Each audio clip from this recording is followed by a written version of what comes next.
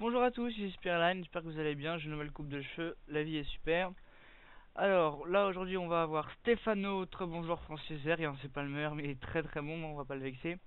Contre Moose Strilock, joueur habituellement Protoss, mais donc là on est dans le cadre du Team Liquid Tournament 3ème version, donc c'est des tournois un peu lol j'ai envie de dire, hein. Donc on a des 2v2, surtout 2v2 intra-team, enfin inter-team plutôt.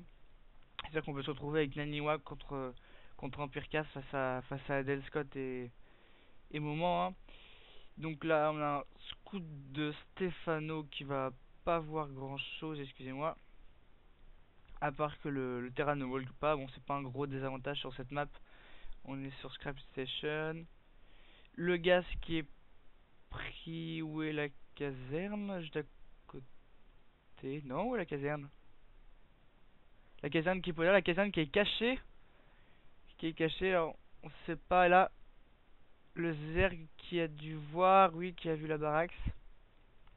Fast expand du Zerg, il y a un très fast expand à 13.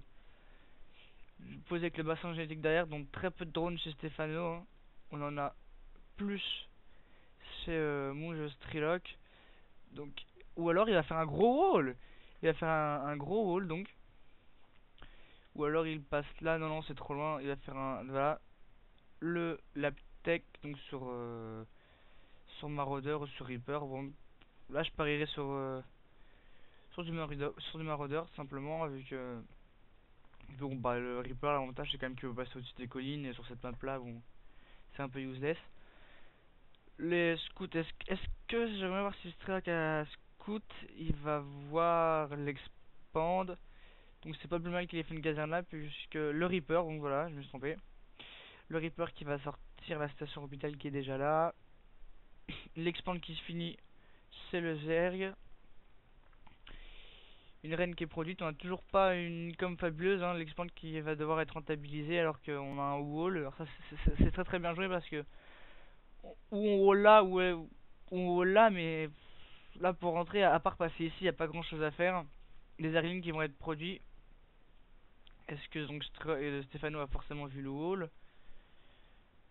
Il a forcément vu le wall. Le le Zerg qui commence à rentabiliser, seulement 4 Zerglings face à un Reaper, faut donc pas boost métabolique qui vient juste d'être recherché, 2 reines de lancer, seulement pour expandre un peu le creep, donc on voit que c'est maintenant avec une grosse pression, hein, la Gaza. Est-ce qu'il y a un Zergling qui pourrait passer ici? Bonne question, bon qu'est-ce que ça change après tout? Un Maritz maintenant qui est produit, il va peut-être interchanger ses bâtiments, voilà.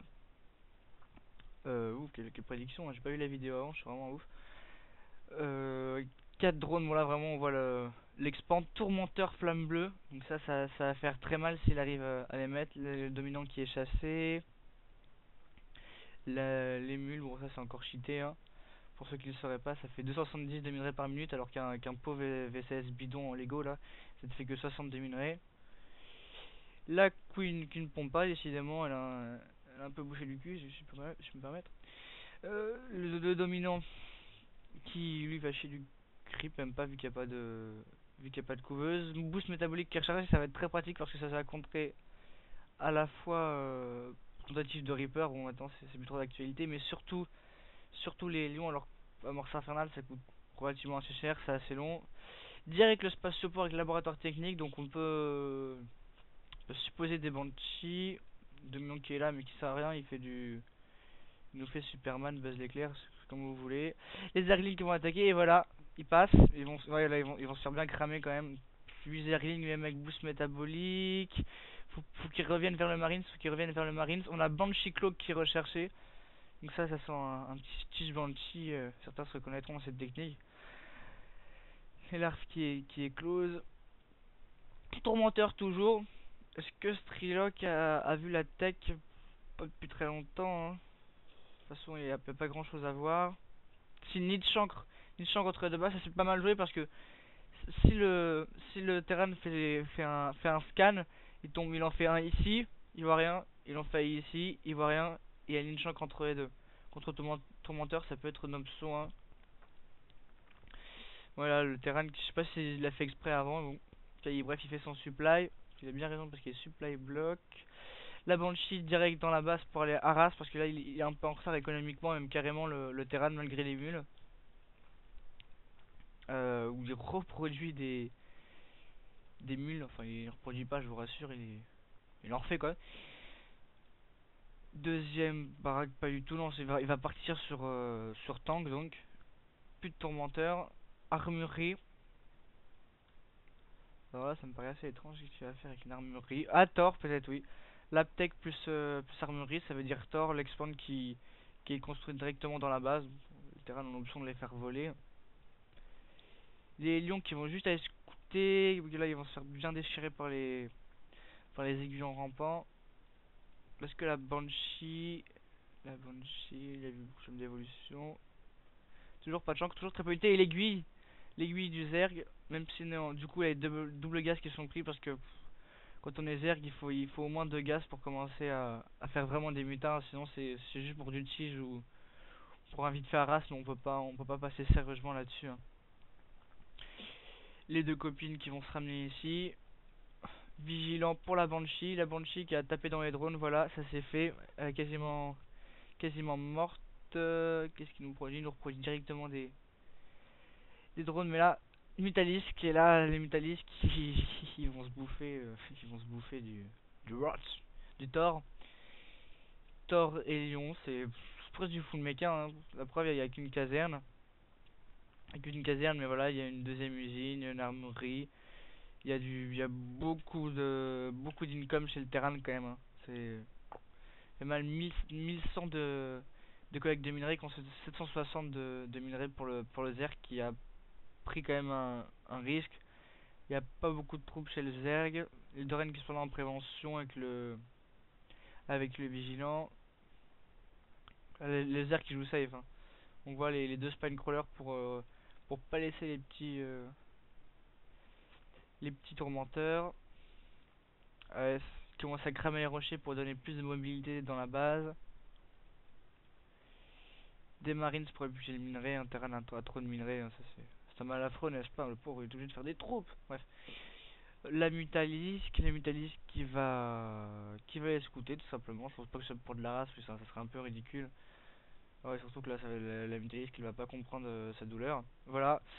Là encore, ça va. Le Thor individuellement est pas l'unité la pire du jeu, c'est au pas 10 Marines contre 2 Mutas, mais voilà quoi, ça va le refroidir. Les Banshee Claw qui tapent pas sur les unités anti-aériennes. Non, je sais pas s'il les a vus.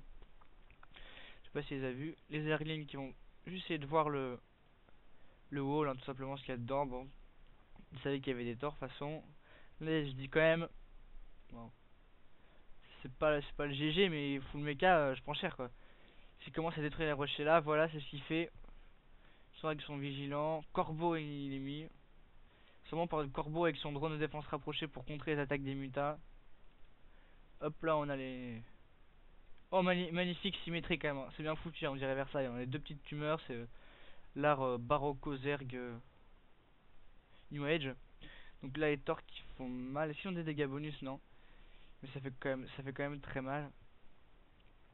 Et les V16 qui vont aller là-dedans pour réparer les torts.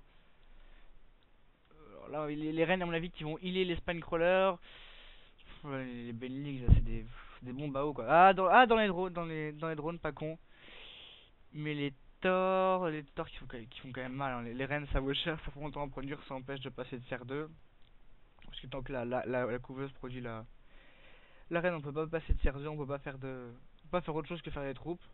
Voilà, on voit quand même que le Zerg a pris la bataille à son avantage. Bon, on l'a bien vu de toute façon, les torts sont fait bien tuer quand même un peu le manque de troupes. Et là, les drones qui arrivent trop tard, c'est con. Les lions qui servent absolument à rien, non mais c'est tombé quoi, Ghost sur Trackmania quoi. Bref, les torts qui sont là, encore des mutas. C'est bien fait reverse, les drones qui arrivent, ils produisent des drones, mais c'est pas des marines, c'est mon coco. Et là, le terrain prend cruellement dans sa face le manque de bâtiments de production, hein. Il y a un Zerg sur deux bases, il y a pas de reine, mais mine de rien, c'est le GG le Strelok. Donc on a bien vu que le manque de bâtiments de production, ça fait mal.